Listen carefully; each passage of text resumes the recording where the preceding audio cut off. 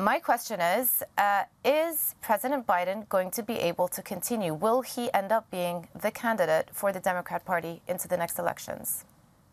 Well, it's clear that he certainly intends to be that candidate, but there are forces beyond his control. As we just heard, there are prominent voices within the party that are calling on him publicly to step down.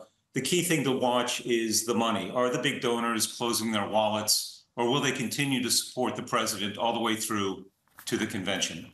And that is an ongoing drama. And the performance at NATO, I think, was a mixed bag. Clearly, he's knowledgeable about foreign policy. That's not new. But these stumbles are not going away. And now the media is placing the White House under increased scrutiny, perhaps to make up for perhaps a little bit of inattention to the president's mental state over the past year or so. Yeah, I mean, that is clearly dominating the airwaves, as I was just talking about with my colleague. It seems to me that if President Biden were to decide not to run, it would have been because he himself chooses not, and he announces to, perhaps in the next couple of weeks before the convention, or he's forced not to run because so much pressure is being applied from within the party. But under what conditions do you think would he himself decide to step down? What would need to happen?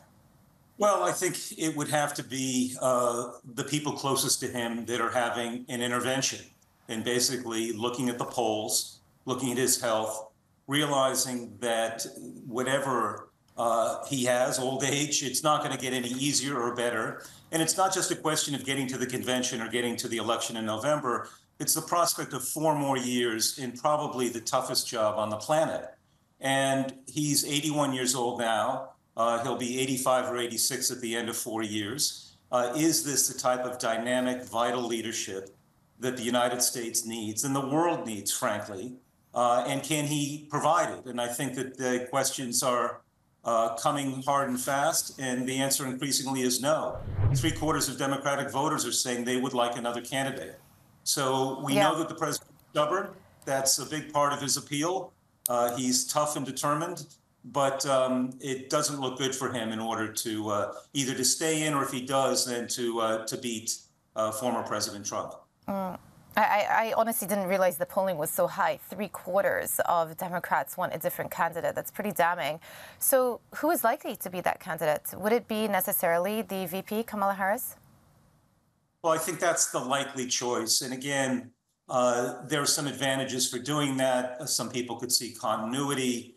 She would be able to tap into all the money, roughly around $91 million that the Biden-Trump team have dedicated, the Biden-Harris team have dedicated to the campaign. That would give her an enormous head start. And there's also the identity politics. She's a female, she's African-American. It would be very difficult for the Democratic Party to leapfrog her and select another candidate. And right now, there is no other frontrunner other than her. There's a few names being mentioned, but I think it's very likely that she would be the banner carrier for the Democrats going into November. Let me ask you how you think the perception of the rest of the world is. You know, again, this NATO summit heralded as a very important summit, 75 years, some huge announcements vis-a-vis Ukraine, and yet once more the airways were dominated by discussions around President Biden and his physical health.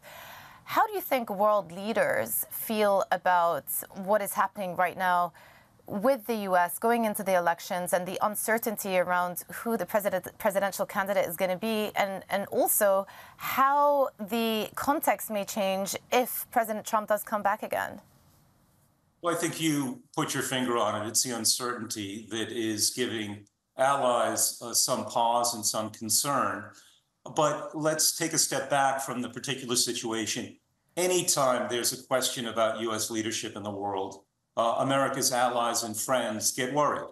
They get worried about our constancy. They get worried about whether we will continue to play a leading role in helping stabilize and increase prosperity for countries around the world. So this is merely the latest. Whenever there's been a hiccup in the White House, President Trump getting reelected, I think, is also a question. But again, it's a change in party. They're used to President Biden. This would be a change back. For some of them, that's not welcome. But I think for many others, secretly, they would welcome a Trump presidency.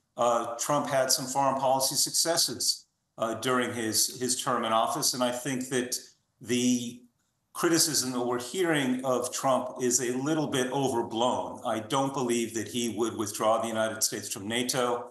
There's not a consensus within the Republican Party to do that. In fact, the leadership just yesterday came out supporting NATO and supporting America's membership in NATO. And then legally, you'd need 2/3 of the vote in the Senate in order to officially withdraw the United States from NATO. And that's not going to happen.